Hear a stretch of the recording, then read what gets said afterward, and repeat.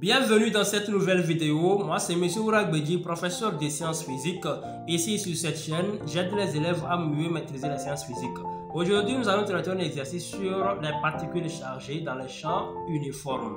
Un exercice extrait d'un baccalauréat, session normale. D'abord, avant de commencer, je m'avais dit merci beaucoup à tous mes abonnés. Et si vous qui regardez cette vidéo actuellement, vous n'êtes pas encore abonné, abonnez-vous. Activez la cloche de notification pour ne rien manquer de mes prochaines publications. Sans plus tarder, commençons. Exercice 3. Dans la partie 1 du dispositif, les atomes de lithium sont ionisés en ion Li+. Ils pénètrent avec une vitesse considérée comme négligeable par l'orifice O' dans une chambre 2 où la tension U établie entre A et C les accélère. Ils ressortent par l'orifice O et pénètrent alors dans une autre enceinte 3 où règne un champ électrique uniforme E. Les ions lithium sont constitués des isotopes Li+6 et Li+7 de masse respective M1 et M2. Petit 1. D'abord, je vais vous montrer le schéma de la figure. Ça, c'est la figure. La chambre numéro 1, la chambre numéro 2, numéro 3. Voilà. Maintenant, on demande au petit 1 d'exprimer les vitesses V01 et V02 des ions respectifs Li+6 et Li+7 en haut. Voilà, ici. On nous a dit que la vitesse ici est négligeable. Voilà. Pour pouvoir déterminer les expressions de V01 et V02, nous allons appliquer les théorèmes de l'énergie cinétique. Théorème de l'énergie cinétique. TEC. ECO moins EC O' égale au travail de F, force électrostatique, FE, oui, plus travail du poids. Voilà. Mais l'exercice nous a dit que au point O', la vitesse est négligeable. Donc, on néglige aussi l'énergie cinétique. Nous savons aussi que le poids est tellement négligé devant la force électrostatique. Donc, cela signifie que le travail du poids est négligé aussi devant le travail de FE. Donc, cela nous revient à écrire que demi de mV0 carré égale à Q fois U, qui est l'expression du travail des forces électrostatiques. Nous allons tirer U0, oui, bien sûr. V0 égale à la racine carrée de 2. Donc ici, avec Q égale E. Voilà. Donc, cela nous donne V0 égale à 2E U0 sur la masse. Ça, c'est la formule générale. Maintenant, pour spécifier, nous allons prendre V01 qui est égal à la racine carrée de 2E U0 sur M1. Ici, V02 égale racine carrée de 2 EU0 sur M2. Maintenant, la question suivante, petit 2. Déterminer dans le repère OIJ l'équation cartésienne de la trajectoire des ions dans la chambre 3. Petit 2. Équation de la trajectoire.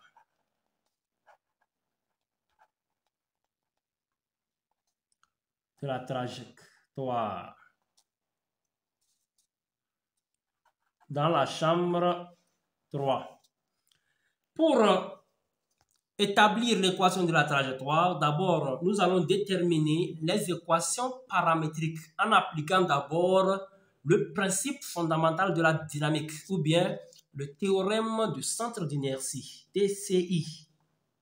TCI nous dit que la somme de toutes les forces extérieures est égale à la masse fois l'accélération.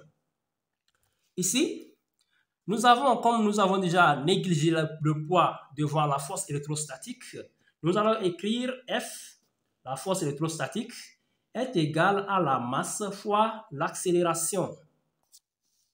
Voilà, la masse fois l'accélération. Maintenant, nous savons que la force électrostatique est égale à QE. Donc, QE égale à la masse fois A. Implique que l'accélération A est égale à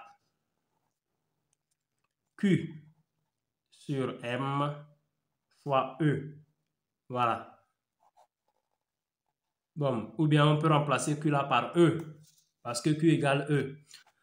Maintenant, comme nous avons A, qui est différent de 0, A différent de 0, alors ce qui implique que le mouvement est uniformément varié. Donc, comme le mouvement est uniformément varié, l'équation paramétrique est sous la forme OM égale à demi de A0t carré plus V0t plus OM 0. Voilà.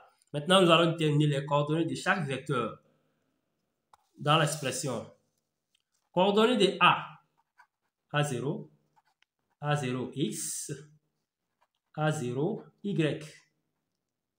Voilà. Par rapport à notre expression que nous venons de déterminer ici, nous voyons que A et E de même direction.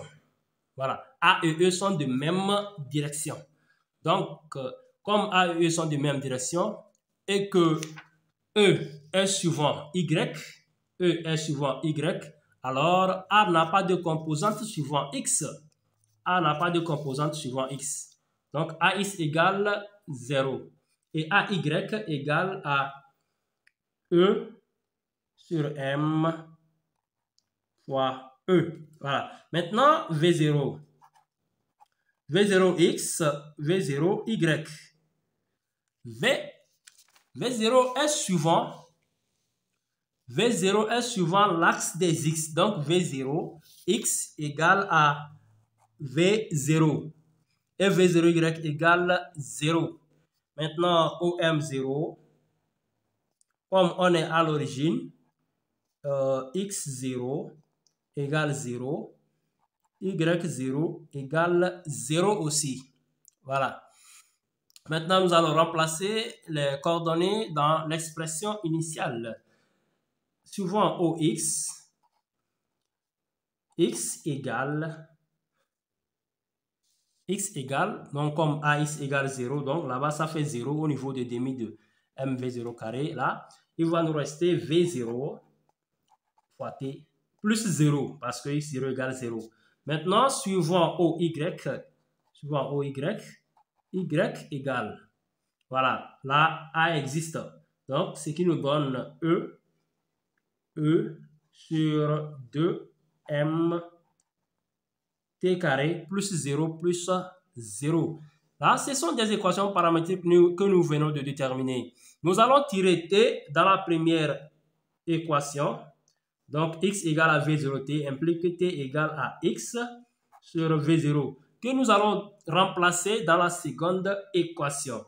Donc, Y égale E fois E sur 2M et nous remplaçons l'expression de T. X sur V0, le tout au carré. Donc, ce qui va nous donner E fois E sur 2M V0 carré, le tout fois X carré. Voilà, ça c'est l'équation de la trajectoire. L'équation de la trajectoire. La question suivante au petit 3, soit est-ce le point de sortie d'un ion dans la chambre 3, petit a, montrer que l'ordonnée YS peut s'exprimer en fonction de I0, E et L. Petit 3, petit a, montrons que YS est une fonction ou bien F fonction de U0, E et L. Voilà. En ce moment, nous allons revenir un peu en arrière ou bien avec notre figure. Ici, c'est le point S. C'est le point S qui est ici, là, sorti quelque part là. Si nous regardons bien, nous allons remarquer que L, donc XS égale à L. XS égale L. Maintenant, nous allons remplacer XS là dans l'équation ici pour avoir YS. Mais ce n'est pas encore fini. Comme on nous demande d'exprimer YS en fonction de U0, alors qu'on n'a pas U0 dans l'expression, il y a V0, donc dans les paramètres, il n'y a pas V0, donc nous allons remplacer l'expression de V0 dans Y. Allons-y. YS égale E fois grand E sur 2 fois M. Ici, nous allons remplacer V0 par son expression, V0 carré. Donc, la racine va partir.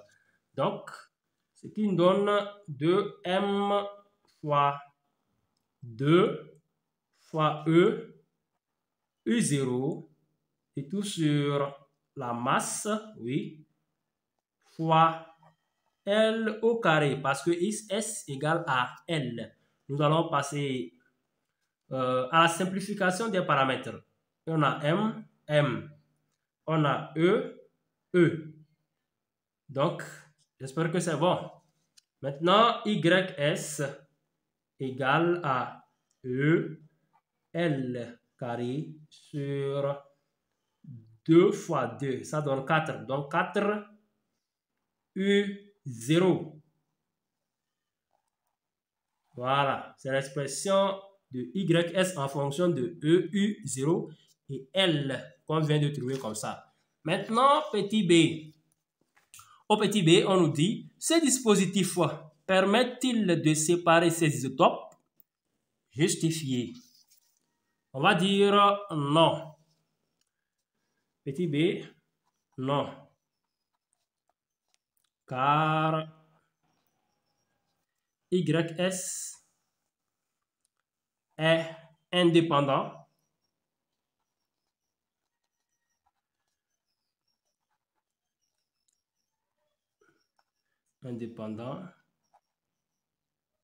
de la masse.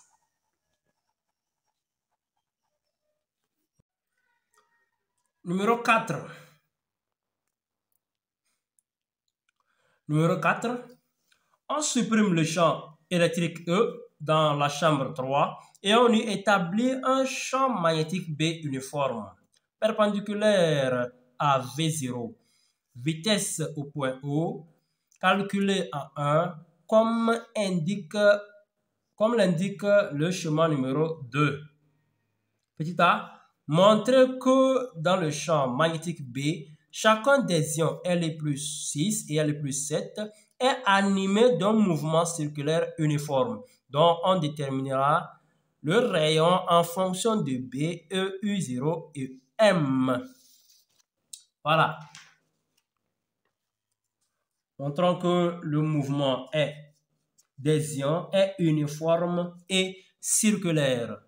D'abord, nous allons, pour terminer l'uniformité du mouvement, nous allons appliquer encore TCI. Voilà, d'abord, je vais vous montrer la figure. Voilà, c'est ça ici. Voilà, on a établi le champ B, le champ magnétique. Voilà. Maintenant, TCI. Somme de toutes les forces est égale à MA. Donc, ici, nous avons la force magnétique qui est égale à la masse fois l'accélération. L'expression de la force magnétique est égale à QV vectoriel B, qui est égal à MA. A serait égal à Q sur M, Q sur M, V vectoriel B. Voilà. vectoriel B. Maintenant, ici, cela implique que A est perpendiculaire à V, B. Voilà. Cela implique que A est perpendiculaire à VB. A perpendiculaire à V qui est perpendiculaire à B. Voilà. Maintenant, lorsqu'on écrit comme ça, cela signifie que, donc, comme A est perpendiculaire à V, nous allons écrire A perpendiculaire à V. Or, dans la base de Freinet,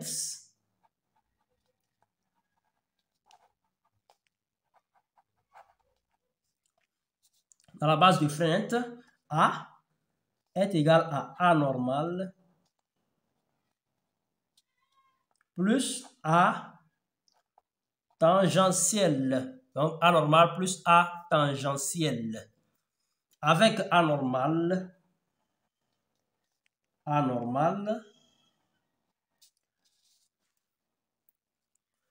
perpendiculaire à V. Donc, cela implique que A tangentiel égale 0. Si A normal est perpendiculaire à V, donc cela implique que A tangentiel égale 0. Donc, si A tangentiel égale à 0, donc cela implique que dérivée de V par rapport au temps, il n'y a pas vecteur, égale 0. Donc, si dérivée égale 0, donc ça veut dire que V est une constante. Donc, cela implique que le mouvement est uniforme. Voilà. Le mouvement est uniforme.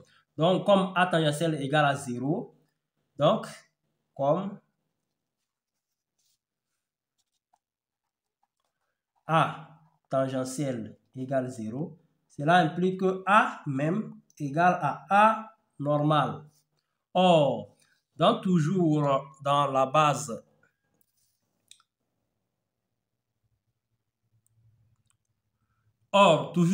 de Freinet, A normal égale à V carré. A normal égale à V carré sur R. Donc, nous allons remplacer, oui, Q sur M V B égale à V carré sur R. Voilà.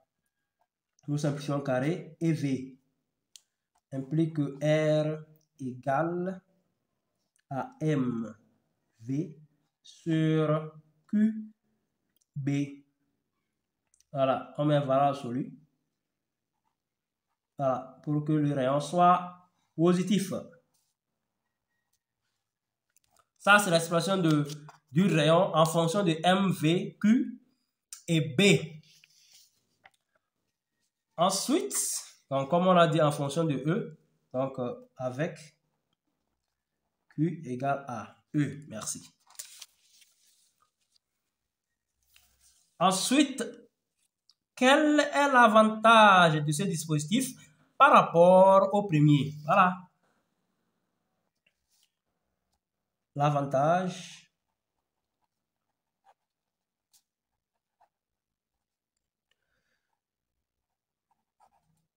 est que ce dispositif permet de séparer les isotopes, ne le permet pas. Voilà, merci d'avoir regardé cette vidéo. Si vous n'êtes pas encore abonné, abonnez-vous, activez la cloche de notification pour ne rien manquer de mes prochaines publications. Merci et à la prochaine. Au revoir.